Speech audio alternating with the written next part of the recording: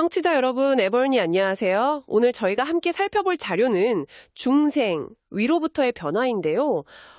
기독교 신앙에서 정말 빼놓을 수 없는 개념이죠. 거듭남. 특히 요한복음 3장을 중심으로 좀 깊게 들어가 보려고 합니다. 사람이 위로부터 나야 한다. 이게 대체 무슨 뜻일까요? 네, 안녕하세요. 이게 참 중요한 주제죠. 거듭남.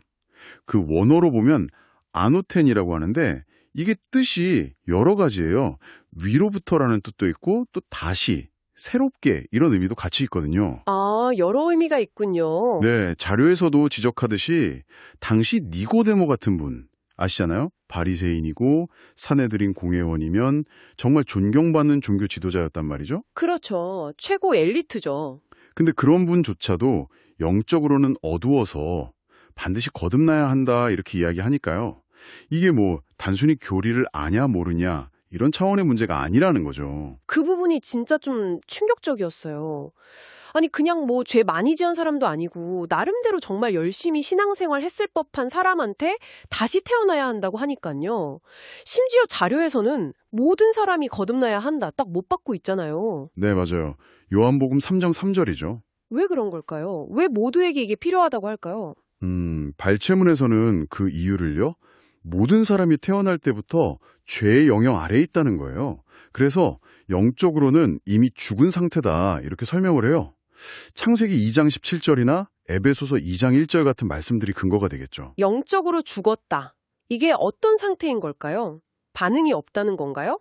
네, 그렇죠. 뭐랄까, 반응이 없는 상태.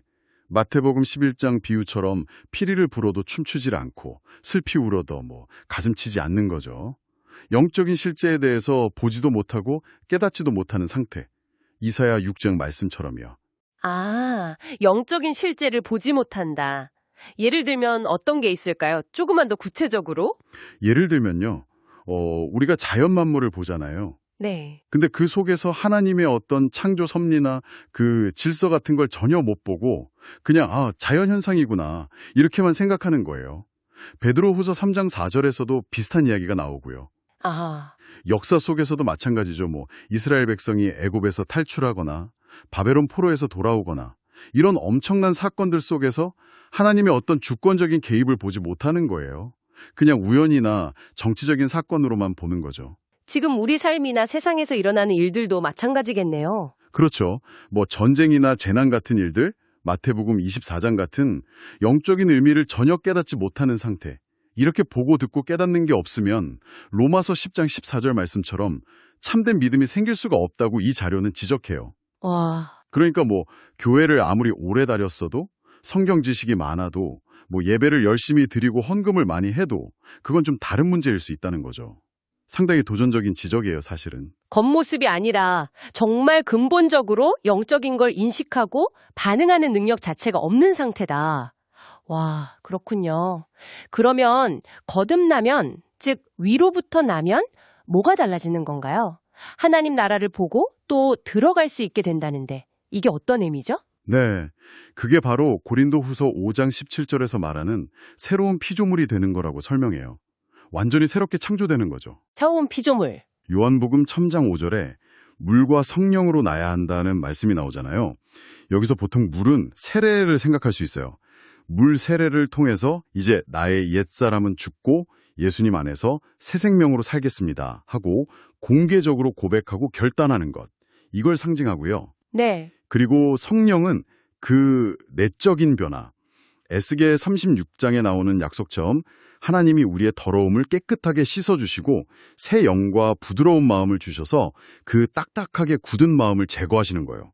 이걸 마음의 할례라고도 표현하는데 그런 근본적인 내적 변화를 의미한다고 봐요. 아, 물과 성령이 분리된 게 아니군요. 네, 보통은 그렇게 보죠. 거듭날 때 성령께서 우리 마음 안에 일으키시는 그 근본적인 변화와 그 결과로 나타나는 삶의 방향 전환, 이게 같이 가는 거다, 이렇게요. 마음의 할례라 표현이 강렬하네요. 그럼 그런 내적인 변화는 구체적으로 어떻게 드러나나요? 삶에서 좀 체감할 수 있는 그런 변화가 있을까요? 가장 큰 변화는 역시 관점의 변화겠죠.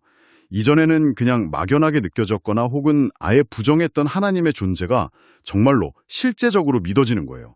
히브리서 11장 6절 말씀처럼요. 아, 믿어지는 거? 네. 그리고 똑같은 현상이나 상황을 보는데도 그 안에서 하나님의 일하심이나 뜻을 발견하게 되고 또 그걸 보면서 나 자신을 돌아보고 회개하게 되고요. 누가복음 17장 나병 환자 이야기처럼요. 네네. 그리고 예전에는 그냥 글자로만 보였던 성경 말씀이 갑자기 그 의미가 깨달아지고 내 마음에 와 닿기 시작하는 거죠. 시편 119편 말씀처럼요. 와, 정말 다른 차원이네요. 그렇죠. 그래서 자료에서는 이 거듭남이 구원의 모든 과정, 그러니까 죄를 깨닫고 하나님께 돌이키는 회개, 또 예수님을 믿는 믿음, 그 믿음으로 의롭다고 인정받는 칭의, 하나님의 자녀가 되는 양자됨, 그리고 점점 예수님을 닮아가는 성화, 이 모든 것에 정말 필수적인 출발점이다. 이렇게 강조해요. 시작이 없으면 다음 단계도 없는 거니까요. 아, 정말 중요한 시작점이군요. 근데요, 이렇게 중요한 거듭남, 이건 그럼 어떻게 경험할 수 있는 거죠? 혹시 우리가 열심히 노력하면 얻을 수 있는 건가요? 아, 그 점. 그 점에 대해서 자료는 요한복음 3장 8절의 비유를 들어요. 그 바람 비유 있잖아요. 네, 바람이 임의로 분다는. 맞아요. 바람이 임의로 불면 네가 그 소리는 들어도 어디서 와서 어디로 가는지 알지 못하나니 성령으로 난 사람도 다 그러하니라. 여기서 재밌는 게 바람하고 성령이 원어로는 같은 단어예요. 푸뉴마. 아, 정말요? 네. 그러니까 이 비유는 거듭남이라는 게 우리 인간의 어떤 노력이나 자격, 결단이나 의지 이런 것과는 상관없이 전적으로 성령 하나님의 주권적인 역사다. 이걸 아주 강력하게 보여주는 거죠. 사람이 할 수 없는 일이라는 거예요. 마태복음 19장이나 요나서 2장 말씀처럼요. 어우, 바람처럼 주권적이다. 듣기에 따라서는 아니 그럼 내가 할 수 있는 건 아무것도 없나? 하는 무력감이 들 수도 있을 것 같아요. 그쵸? 네, 그럴 수 있죠. 근데 또 다른 구절에서는 하나님의 말씀을 통해서 거듭난다고 하잖아요. 베드로전서 1장 23절 같은. 이 둘의 관계는 어떻게 봐야 할까요? 주권적인 역사인데 또 말씀이 통로가 된다. 네, 아주 예리한 질문이신데요. 맞아요. 거듭남은 분명히 살아있고 항상 있는 하나님의 말씀을 통해서 일어납니다. 베드로전서 1장 23절 말씀처럼요. 네. 그러니까 설교를 듣거나 성경을 읽거나 또 배우는 이런 과정들이 정말 중요한 통로인 것은 맞아요. 근데 핵심은 이거죠. 말씀이라는 씨앗 자체에 생명력이 있지만 그 씨앗이 우리 마음밭에서 싹 트고 자라게 하시는 분은 결국 성령님이시라는 거예요. 아, 씨앗과 땅, 그리고 농부의 관계처럼요. 그렇죠. 비유하자면요.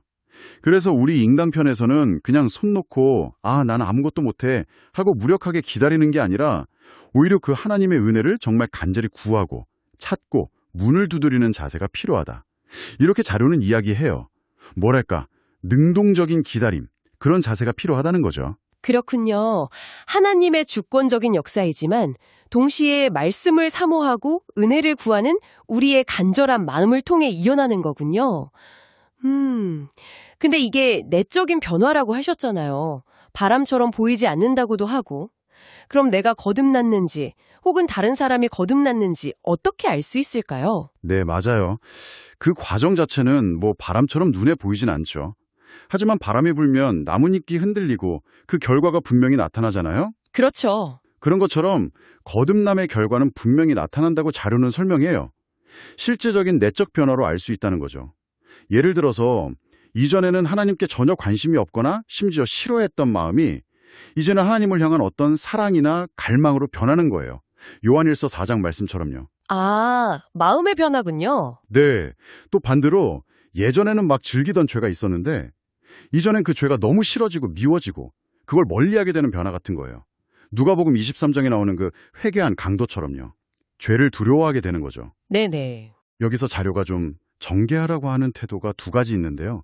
하나는 실제 삶에서는 별다른 변화나 하나님을 향한 마음의 증거가 없는데 그냥 막연하게 나는 교회 다니니까 구원받았을 거야 라고 생각하는 좀 안일한 태도고요. 그렇죠. 또 다른 하나는 반대로 분명히 이전과 다른 하나님을 향한 마음의 변화나 삶의 변화가 조금씩이라도 나타나고 있는데 이걸 자꾸 애써 외면하거나 에이, 내가 정말 거듭난 게 맞나? 하면서 끊임없이 의심하고 불안해하는 태도예요. 아, 양쪽 다 문제군요. 그렇죠. 그래서 자료의 결론은 이거예요.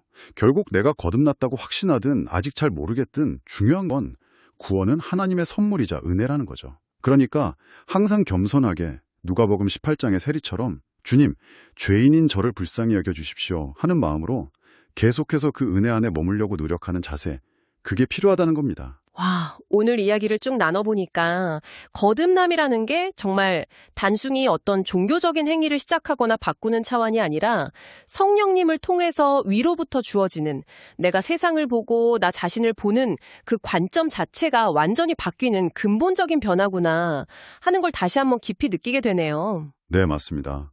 그리고 그 시작이 내 노력이나 자격이 아니라 전적인 하나님의 주권에 달려 있지만 그렇다고 우리가 아무것도 안 하는 게 아니라 오히려 더 간절히 말씀을 사모하고 은혜를 구해야 한다는 점도 참 균형 있게 다가오는 것 같습니다. 네, 그렇죠. 그래서 마지막으로 우리 청취자 여러분께 한번 이런 질문을 던져보고 싶어요.